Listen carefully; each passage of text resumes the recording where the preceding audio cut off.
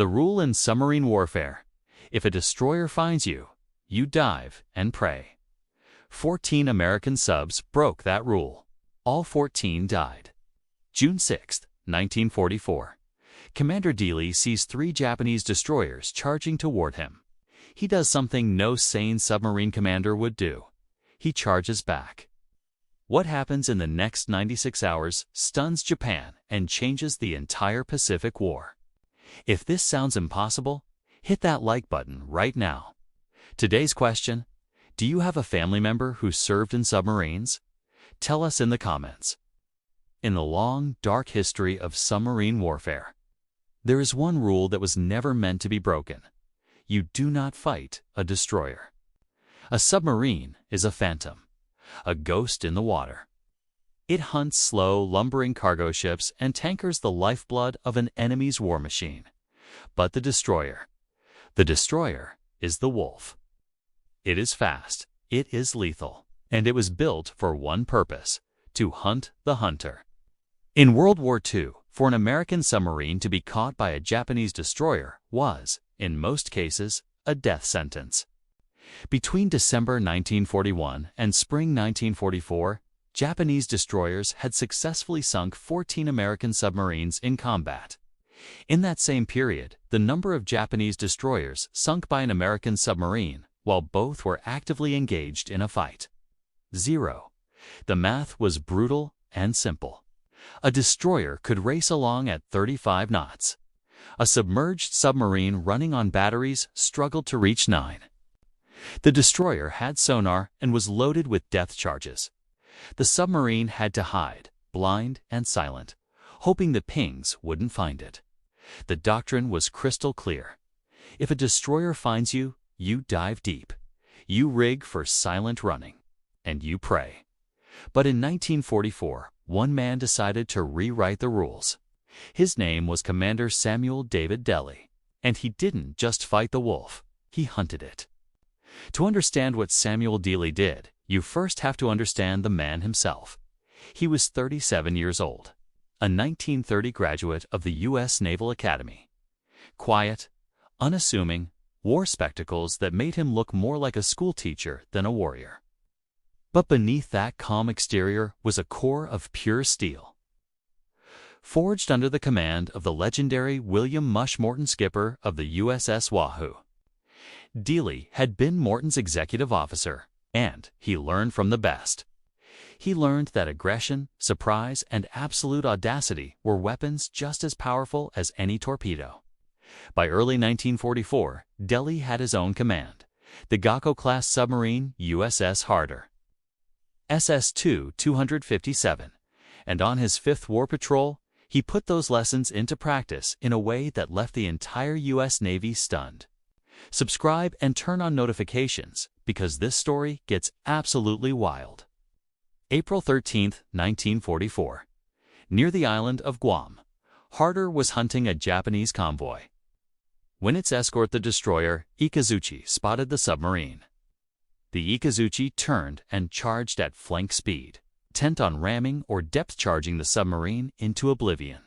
Every man in Harder's conning tower expected the order to dive deep, to run, to hide. Instead, Dealey ordered, flank speed ahead. Make ready the bow tubes. He was charging straight at the destroyer. This was a tactic so reckless it barely existed even as theory. It was called the down-the-throat shot. You fire your torpedoes directly into the face of the charging enemy. Then, at the last possible second, you crash, dive, and pray you get deep enough to pass under his keel. If your torpedoes miss, the destroyer is in perfect position to drop depth charges directly on your head. If you dive too late, his bow will slice your submarine in half. At a range of just 900 yards point-blank, in naval terms, Harder fired a spread of 4 torpedoes. 2 of them struck the Ikazuchi amidships. The destroyer erupted in a massive explosion, broke in 2, sank in less than 5 minutes. Dealey surfaced, surveyed the wreckage, and sent one of the most famous radio reports of the entire war. It was short, and it was brutally clear: expended for torpedoes and 1 destroyer. This single act of defiance sent a shockwave through the Pacific submarine force. But it also put a target on Dealey's back. By spring 1944, Japan was in a desperate position. Between January and May alone, they had lost 23 destroyers. Not just 2 submarines to carrier aircraft, surface battles. Bad luck.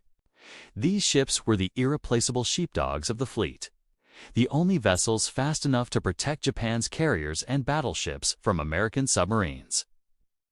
Admiral Soimu Toyota, Commander-in-Chief of the Japanese Combined Fleet, was gathering every ship he had for one last massive gamble.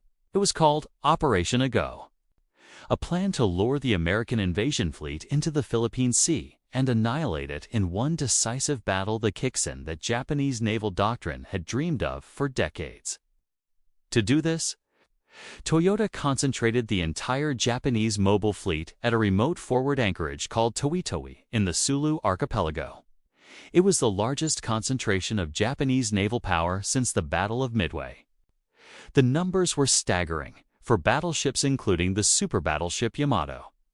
9 aircraft carriers, 15 cruisers, and 28 precious destroyers.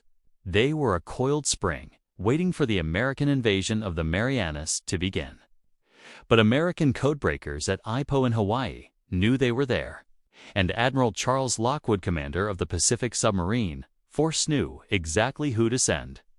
He sent the one man who wasn't afraid of destroyers. He sent Samuel David Dealey and USS Harder. The orders were simple: get into the hornet's nest, patrol the waters around Tawi-Tawi, tack any targets of opportunity. For 9 agonizing days, Harder operated completely undetected, slipping between Japanese patrols, charting fleet movements. Dealey was a phantom, just miles from the most heavily guarded anchorage on Earth. Then his luck ran out. At 0300 on June 6, 1944, the same day Allied troops were storming the beaches of Normandy, Japanese patrol plane flying in the dark spotted the faint feather of Harder's periscope wake. The alarm was sounded. The hunt was on.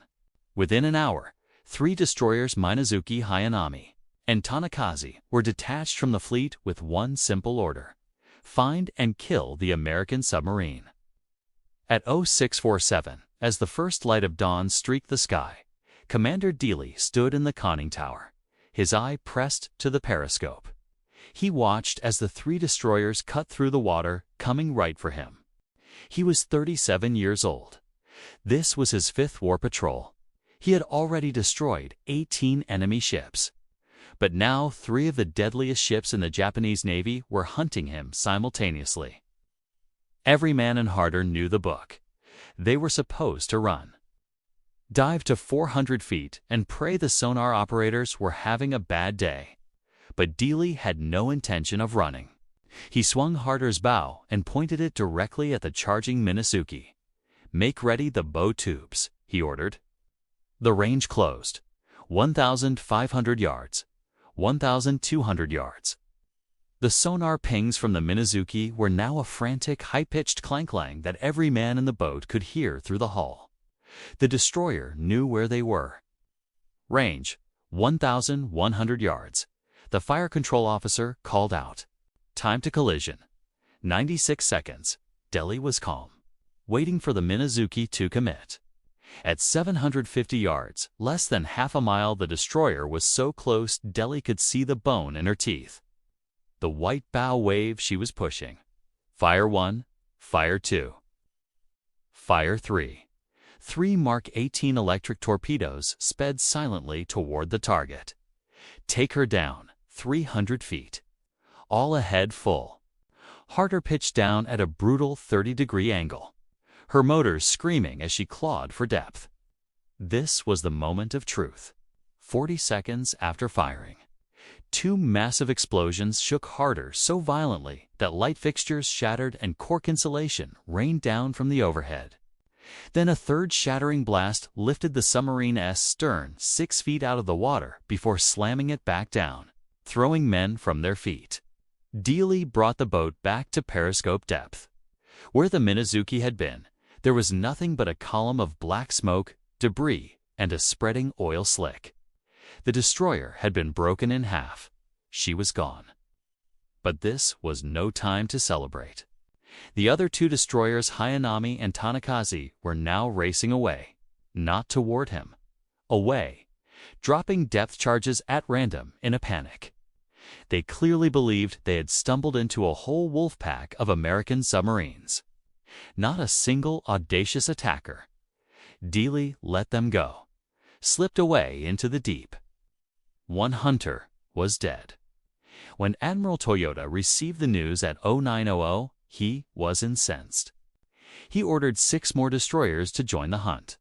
By noon, the sky over Tawi-Tawi was thick with patrol planes, searching every 20 minutes. The entire anchorage was on high alert. Samuel David Dealey, however, wasn't finished. In fact, he was just getting started. Would you have the guts to charge at 3 destroyers? Drop your thoughts below. He spent the rest of June 6th evading patrols, diving deep when planes came over, his crew silent. The air in the boat growing thick with the smell of diesel, sweat, and stale coffee. They were being hunted by the most powerful fleet in the Pacific. And their commander was reloading. Early in the morning of June 7th, at 0230, Harder surfaced to recharge her batteries. The night was pitch black, no moon. Heavy cloud cover, perfect submarine weather. At 0312, the radar operator called out, "Radar contact, single ship, bearing 095, range 8,000 yards, closing fast." Dealey was on the bridge in an instant. The contact was moving at 28 knots. There was no question Nick was another destroyer. This was the Hayanami, one of the 2 destroyers that had fled the previous day. Her captain, Commander Hideo Kabuki, had been searching for the American submarine all night. Exhausted at 0300, he'd received orders to return to Tawi-Tawi. He was heading home. In the dark, nobody on his bridge expected an American submarine to be waiting for him, let alone to attack on the surface. Dealey ordered flank speed. Harder's big diesel engines roared to life, pushing the submarine to 21 knots. A race in the dark. Dealey was deliberately closing the range, trying to get inside the destroyer's radar detection ring before they could get a clear picture of him. At 4,000 yards, the Hayanami's radar operator finally picked up a contact. Small, moving fast. He likely assumed it was just another Japanese patrol boat returning to base. At 3,000 yards, Commander Kabuki realized his fatal mistake. That wasn't a patrol boat. It was an American submarine. And it was attacking him. He ordered flank speed and a hard turn to ram. Too late, up periscope. Standing on the open bridge, Dealey gave the firing order. Fire 1, Fire 2, Fire 3, Fire 4. From 2,300 yards, 4 torpedoes leaped from Harder. 2 of them struck the Hayanami's starboard side right near the aft magazine. The resulting explosion was catastrophic. The entire stern of the destroyer was torn completely off. The ship rolled over 90 degrees. Her propellers still spinning uselessly in the air. She sank stern first. Commander Kabuki and 147 of his sailors went with her. Crash dive. Dealey knew patrol planes would be overhead within minutes. He had just sunk 2 Japanese destroyers in less than 24 hours. Right on the doorstep of their main fleet anchorage. The Imperial Japanese Navy wasn't just hunting him anymore. This was personal. Admiral Toyota was furious. He was now facing a crisis. 2 destroyers gone, sunk by the same submarine. This was not just a nuisance. It was a profound humiliation and a critical loss of his anti-submarine screen. He immediately pulled 8 more destroyers from convoy escort duty ships desperately needed to protect tankers and transports and organize them into dedicated hunter-killer groups. Their only mission? Find and destroy the American submarine at Tawi-Tawi. Every Japanese destroyer captain in the area received the same orders: maximum aggression, no retreat. Kill that submarine. Samuel Dealey knew the Hornet's nest was well and truly stirred. A sane commander would have taken his 2 victories and left the area at high speed. But Dealey was not a sane commander. He was a hunter. On June 8th, Dealey took Harder south toward the Cebutu Passage. This was the narrow, deep-water strait between Tawi-Tawi and Borneo, the main shipping lane.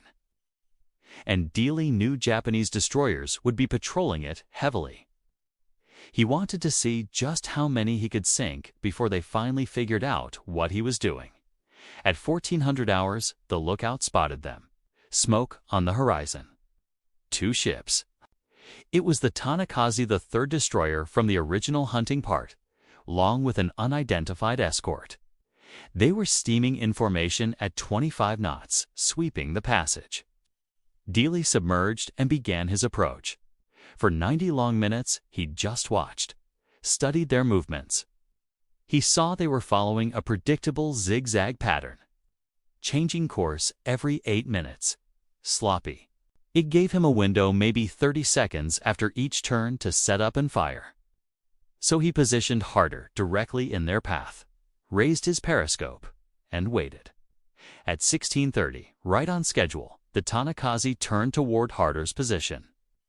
Range, 3,000 yards, Dealey said, his voice calm. He let her come, 2,500 yards. 2,000, 1,500. The Tanakaze was so close, her bow filled the periscope's view. At 1,200 yards, Dealey gave the order. Fire 1. Fire 2. Fire 3. Fire 4. He fired a wide spread with 17-second intervals between each torpedo, to make sure one of them hit. The first torpedo missed, running just ahead of the bow, but the second struck the Tanakaze right near the bridge. The third torpedo hit just seconds later, detonating the forward magazine. The explosion was so massive that the crew inside, Harder deep underwater, heard it clearly. A deep, crunching WHUMP that vibrated through their bones. The Tanakaze's entire bow section separated from the main hull. Both pieces sank in less than 3 minutes. The escort destroyer, seeing its partner disappear in a ball of fire, went berserk. It immediately turned and charged Harder's position, dropping depth charges as it came. Take her deep. 400 feet, Dealey commanded. The depth charges exploded overhead, shaking the submarine violently. But they were dropped in panic, not with precision. They caused no serious damage. After 40 minutes of this, the lone destroyer, likely fearing it was next, gave up the hunt and withdrew to rescue survivors. 3 destroyers, 3 days. The news hit Admiral Toyoda's flagship like a physical blow. The Devil of Tawi-Tawi, as the Japanese were now calling this lone submarine, had struck again. Toyota was about to make a decision that would change the entire course of the Battle of the Philippine Sea. But first, Samuel Dealey had one more destroyer to sink. And this time, he was going to do it in broad daylight, with 2 other Japanese destroyers watching. On June 9th, at 0500, Dealey brought Harder to periscope depth just 12 miles southwest of the Tawi-Tawi anchorage.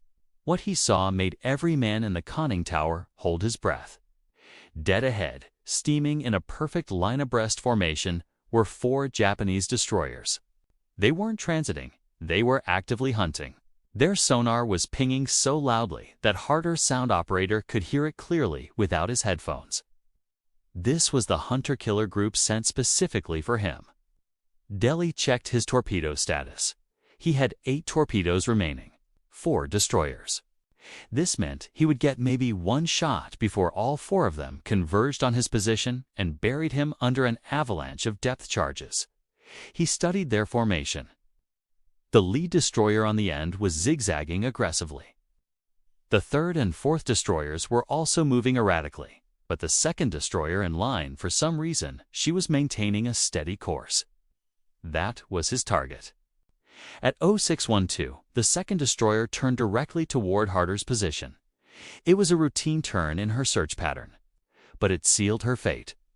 Range, 4,000 yards. Dealey waited. 3,000 yards. The sonar pings were deafening. 2,500 yards. At 1,800 yards, Dealey spoke. Fire 1, fire 2. Fire 3. He didn't fire his usual spread of 4. He needed to save his torpedoes. He was betting everything on this one shot. All 3 torpedoes struck the destroyer's port side within 5 seconds of each other. The ship didn't just explode, it disintegrated. The blast was so violent that debris chunks of deck, guns, pieces of superstructure flew 300 feet into the air. The ship rolled over and was gone in 90 seconds. The other 3 destroyers, witnessing this, reacted with absolute fury. They immediately converged on Harder's last known position. Emergency deep. 500 feet. Lee roared. Harder nosed over and plunged. Depth charges began exploding overhead almost immediately. 23 of them in the first 10 minutes. The explosions were bone-jarring. The lights in the submarine went out. Dim red emergency lighting kicked in. The hull plates groaned and popped under the immense pressure a sound crewmen called the bends. A pipe burst in the forward torpedo room, spraying high-pressure seawater across the deck. But the crew was silent. They were veterans. They moved in the dark, repairing damage, while the world outside their thin steel hull was nothing but thunder. For 2 solid hours, the 3 destroyers hunted them. They crisscrossed the spot, dropping charge after charge. But Dealey was just as good at evasion as he was at attacking. He kept Harder deep and silent, anticipating their moves. Until finally, the destroyers gave up. They likely assumed the submarine had been destroyed by the sheer volume of their attack. At periscope depth, the sea was empty. 4 destroyers sunk in just 4 days. Hit subscribe if you think this is the most insane submarine story ever told. While Dealey was checking his fuel gauges, the report of the 4th sinking reached Admiral G. Saburo, Ozawa commander of the mobile fleet, still at Tawi-Tawi. Ozawa did the math. 4 destroyers sunk in 4 days. By 1 submarine, right outside his main fleet anchorage. If a single American submarine could penetrate his defensive screen this easily and sink his best escorts at will, the entire anchorage was a death trap. All his carriers, all his battleships, just sitting ducks. He sent an urgent, panicked message to Admiral Toyota. The mobile fleet must depart Tawi-Tawi immediately. The Americans know where we are. Toyota agreed. The original plan for Operation Ago was to wait until the Americans committed to their invasion, then sail on June 15th to intercept them. But staying at Tawi-Tawi was no longer an option. It was suicide. On June 10th at 0800, the entire Japanese mobile fleet weighed anchor and steamed northeast. 6 days early, 4 battleships, 9 carriers, 15 cruisers, and the remaining 24 destroyers, heading for the Philippine Sea. Their departure was a mess. Disorganized, in a hurry. American codebreakers intercepted their movement orders within hours. Admiral Raymond Spruance, commander of the American Fifth Fleet, now knew exactly where Ozawa was going. And he had an extra 6 days to prepare his reception.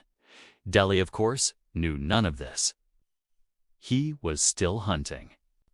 Later that same day, June 10th, at 16:30, he spotted 2 more destroyers patrolling the Sibuchu Passage.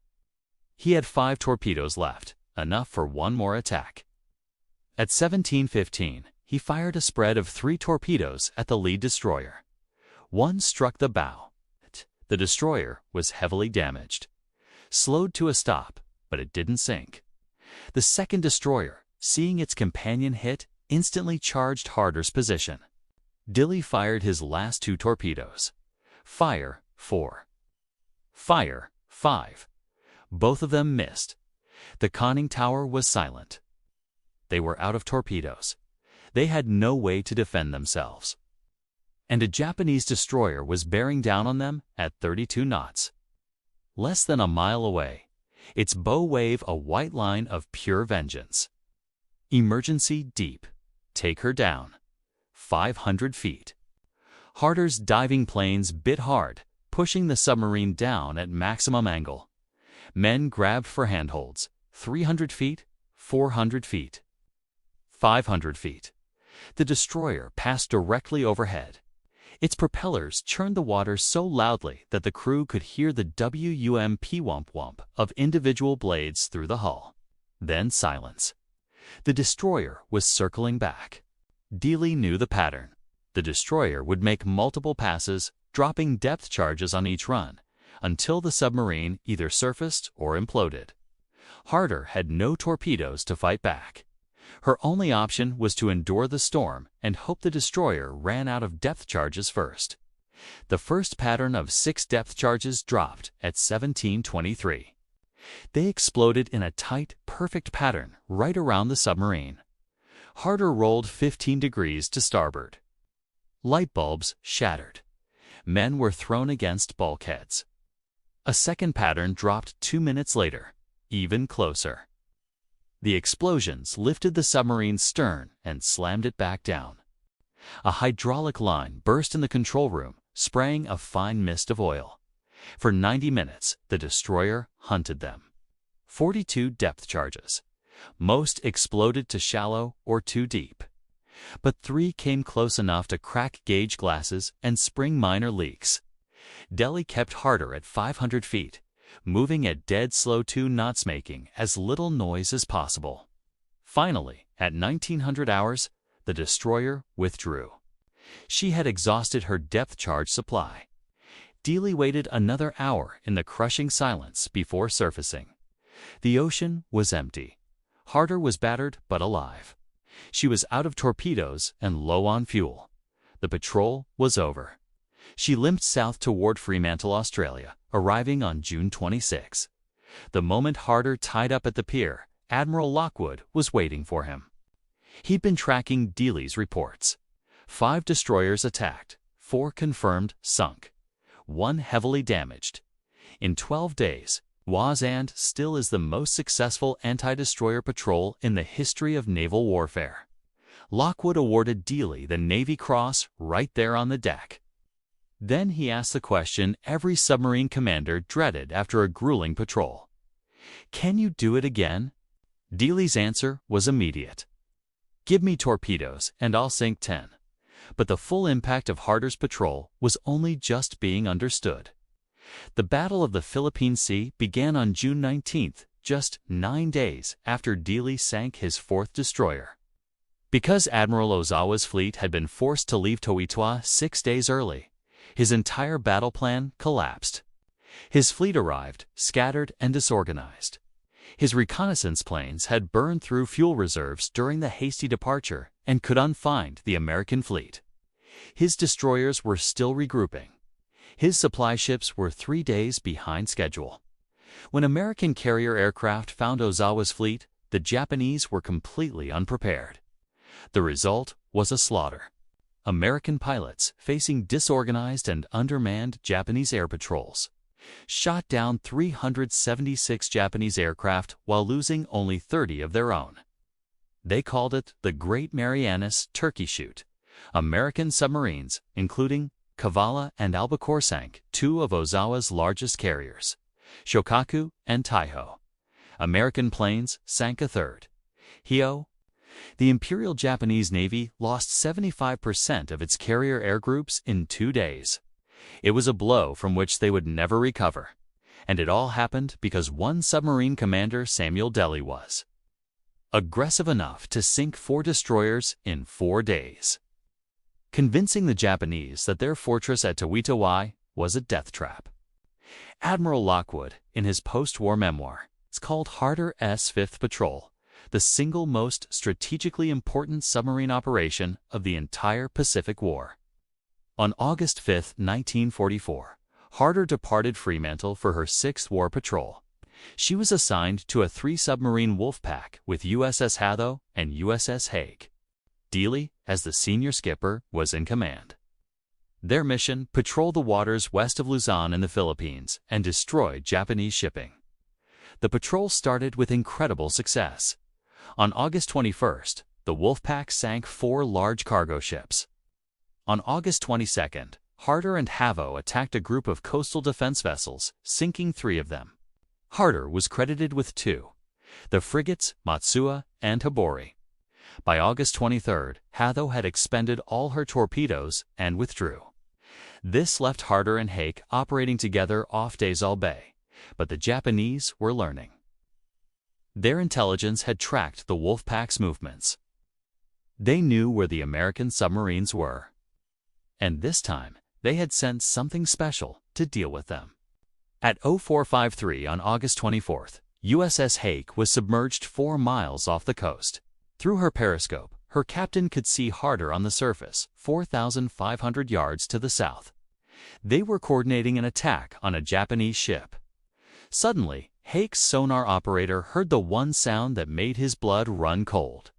Anchoraging close, getting closer.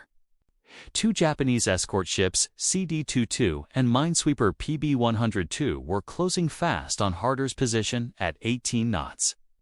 They were actively hunting. Hake's captain immediately ordered his submarine deep and silent.